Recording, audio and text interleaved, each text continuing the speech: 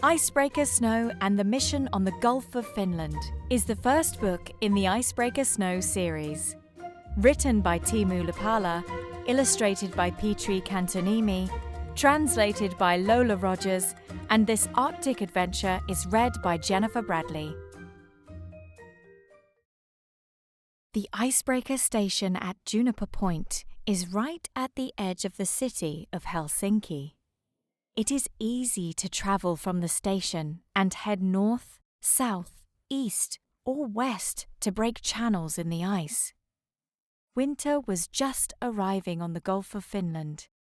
It had snowed during the night, and the wind had piled snowdrifts on the rooftops. The trees were covered in a thin blanket of snow, and ice covered the sea. Near the shore, the ice was still wafer-thin, hardly strong enough to carry a fox. But even at midday, the sun barely rose high enough in the sky to melt the fresh snow and ice from the night before. The weather forecasts predicted a long, cold winter. 2 ships had already left the team of icebreakers moored at the port. Icebreaker Snow leaned against his older brother Steele and listened closely to the ice information report on the radio. The report said that some of the islands, rocks, and shoal banks in the Gulf of Finland were freezing fast. Drift ice had formed on the open sea and could reach the shipping channels quickly, depending on the wind. Freezing temperatures continued in the northern Gulf of Bothnia, and the ice-covered sea was a danger to ships in some places. The icebreakers who had already left Juniper Point were Castor and Pollux, who had gone north to the Gulf of Bothnia. Castor was breaking a channel toward the northernmost port in the Gulf for 3 merchant ships. Pollux was ready to help the 3rd ship to safety at another port. The ice in the Gulf of Bothnia had already grown so thick that without their help, the merchant ships would have had to wait long into the spring before they could get to port. "Why do you think Castor and Pollux are always the first ones to leave for icebreaking?" Snow asked his brother. Steele was napping. He hadn't been listening very closely to the ice report on the radio. Snow's question woke him up, and he answered a bit grumpily. "The blue and white icebreakers are younger and they need to get more work experience. But just you wait, Snow. As the ice grows thicker in the south, our help will be needed. This is how it has always been." "It just gets so boring waiting for the ice to come. Oh, and what if we aren't needed? It will be a long winter just sitting in port for the tourists to look at," Snow complained. Atlas, the oldest and most experienced icebreaker, overheard their conversation at the front of the pier and wanted to join in. Atlas had a habit of reminiscing about the good old days. "The ice used to come in earlier in the winter. Oh, I remember when opening the winter channels to the port was such a big event that they greeted us with a marching band. The whole town came out. Oh, those were glorious times," Atlas murmured wistfully. "But I've carried princes and presidents," Steele bragged. "I've been to London and sailed on the Thames." Atlas continued reminiscing, paying no attention. "I remember one time we almost came to a sad end. We were freeing a German merchant ship from the ice on the Triangle Shoal. The towing cable got stuck in our propellers and we nearly drifted onto the shoal ourselves. Oh, luckily, the tugboats Big Bear and Fenrir were there to help us out. I wonder where those boys are now. Retired or still working? Like the old saying goes, smooth sailing does not a skillful sailor make." Snow was lost in a daydream. imagining himself breaking through ice harder than steel, ice that required every ounce of his strength. It annoyed him that Castor and Pollux were always the first ones to begin the ice-breaking. Snow was well prepared for winter. His bow propellers and stern thrusters had been checked, his engines had been serviced. A new radar and radio transmitter had replaced the old ones on his bridge. Everything was ready. It would be so great to tell Twinkle about all the ships I saved from the ice and assisted into port, Snow thought. Twinkle was a pilot boat. She lived on an island next to Lighthouse Harmaja, not far from Juniper Point. Snow had rescued Twinkle 3 years ago when she drifted out to sea with the spring ice. That was where their romance began. Suddenly, all the icebreakers went silent as they heard an anxious call for help from a merchant ship. "Mayday, mayday, mayday! This is the Panamanian merchant ship Nunu. Our rudder is out of order and we cannot steer. We do not have time to get the rudder fixed and we are drifting directly towards the Savin Shoal. Can anyone hear us?" There was a short silence. Then Atlas said, "Snow, you're next in line for a mission. Start your engines. Your help is needed quickly." Snow eagerly fired up his engines, lit up the blue icebreaker light in his tower, and responded to Nunu's distress call. "Merchant ship Nunu, this is the Finnish Icebreaker Snow. Do you read me?" "Yes, I read you. I'm drifting towards the Savin Shoal. We're riding deep and cannot cross the shoal without the risk of running aground. Our hull might break. Come quickly." "I'm already on my way," Snow said, quickly untying from Steel's side. "Good luck," Atlas and Steel shouted. "Keep those propellers churning and crush that ice." This was serious business. Snow had to sail full steam ahead to reach the Nunu before it drifted onto the shoal. Snow's hull was designed for icebreaking, which made sailing much easier. The ice flew in front of his bow and screeched along his sides as it gave way under his weight.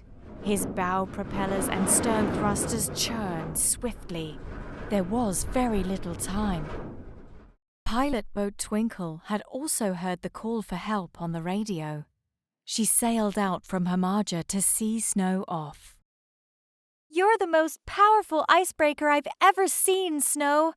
And the most handsome," Twinkle cheered. "Good luck."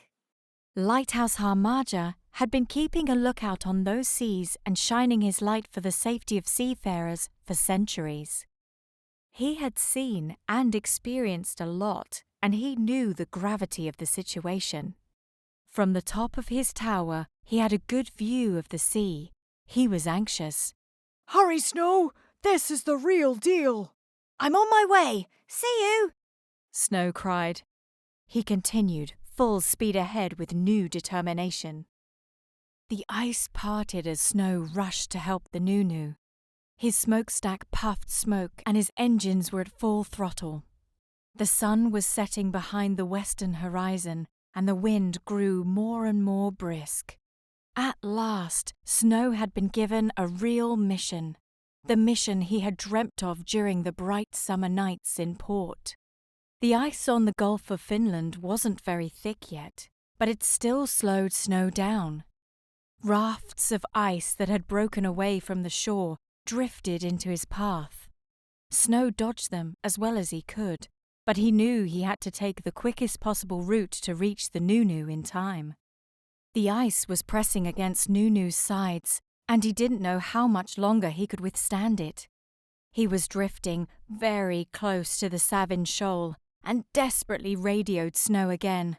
"Icebreaker Snow, this is merchant ship Nunu. Do you read me? Are you coming? The situation is desperate. There's not much time." "Hang on, I'm doing the best I can," Snow replied. There was no other boat traffic near land. The merchant ships were using a route further south, away from the newly formed ice along the shoreline. Snow scanned ahead, trying to spot the Nunu, but he was still too far away for Snow to catch sight of him. Luckily, Snow's radar was working perfectly. At last, he noticed a green spot on his screen. Nunu. Snow could see from the radar that the ship was drifting closer and closer to the Savin Shoal. I can see you on my radar now, and I'm heading towards you at full speed. I'm about an hour away. Be ready to catch my towing cable. Snow radioed. Roger. I'll be ready, Nunu acknowledged in a tense voice. Nunu wasn't sure Snow would get there in time to save him. The shoal seemed so near. There was nothing to do but prepare to be towed and wait. Snow was rocking from side to side as he approached the Nunu. He started up his powerful towing winch. He would have to use his giant towing fork to connect to the Nunu. Snow's towing cable, as thick as a bear's leg, was ready at the aft. Nunu had nearly drifted to the edge of the shoal, only a stone's throw from the warning marker. Snow made a quick decision to sail between Nunu's stern and the shoal. It would be a tight squeeze, but there ought to be just enough space to fit through. Nunu, this is Snow. I'm going to circle you at full throttle. No need to be afraid. We can't afford to waste any time. Snow, this is Nunu. Roger, I understand. The ice crashed around Snow as he circled Nunu, skimming his stern at high speed. He rotated his thrusters and propellers in different directions and burst into a sharp turn through the ice. The radar told him the exact distance between Nunu and the shoal. He really had to concentrate now. There was no room for the slightest error. The turn was a perfect success, and Nunu sighed with relief. But the danger wasn't over yet. Snow had to reverse carefully so that the towing fork at his stern would be in the right position in relation to Nunu's bow. The ice made reversing hard, but Snow knew how to handle his 4 thrusters and propellers. I'm going to back our fork onto your bow now. The shoal is right next to us. Be ready to receive the cable quickly, Snow told Nunu. The massive hook on the end of the towing cable flew right to the tow hitch on Nunu's deck. The cable is secured, Nunu. I shall now head south. There's no time to lose. Hold on tight. You bet I will, Nunu answered, ready to follow Snow's directions. Snow got Nunu moving slowly as the ice broke around the ships. It wasn't the ice controlling Nunu anymore. Snow was in charge. The thick towing cable boomed as Snow pulled it tight. The vessels turned, slowly but surely, and their speed increased as they moved away from the edge of the shoal. You'll be safe soon, Nunu. I'm going to tow you to a sheltered place where you can fix your rudder and then continue your journey, Nunu answered with relief. Will do, Snow. The sun had set and the sky was waiting for night to fall. There was less drift ice out on the open sea. The winds blew the ice toward the shore and left the waters nearly clear. While he was being towed, Nunu had repaired his rudder. He told Snow he was ready to continue on his own. Snow detached his tow line and set a course due east toward Juniper Point. I'll leave you to it, Nunu, Snow said. Hold your course for 2 miles. Then you can enter the shipping channel and continue out to sea and head to your next port. Maybe we'll meet again. Thank you for your help, Snow. Without you, I would surely have drifted onto the shoal. It could have been a disaster. I hope we will meet again, but under luckier stars, Nunu said with a smile. My pleasure, Nunu. Icebreakers are always ready to take on new assignments. That's our job. Have a smooth and safe journey. Snow was on his way back to Juniper Point when Atlas called him on the radio. to tell him that ice-breaking season had started. Snow was to steer a course south of Lighthouse Hamaja to monitor the traffic and wait for new assignments. The already freezing air was forecasted to get even colder over the next few nights, which meant that the sea was going to freeze more day by day. Winter was here. The moon shone on the sea like a giant lamp. The blue icebreaker light, high up on Snow's mast, shone like a star against the night sky. The 7 stars of Orion decorated the sky with their hourglass shape, with 3 bright stars in a straight row in the middle, called Orion's Belt. For Snow, those 3 stars represented 3 seamen who protect seafarers on all the seas in the world during all 4 seasons of the year. Guided by Orion, Snow headed towards the Hamaja lighthouse with a smile. The radar screen on his foredeck glowed green and guided him safely past rocks and islets. The air was freezing, and the huge waves in Snow's wake danced over the booming ice. The mission on the Gulf of Finland. Twinkle needs to hear this story, Snow thought to himself. The end.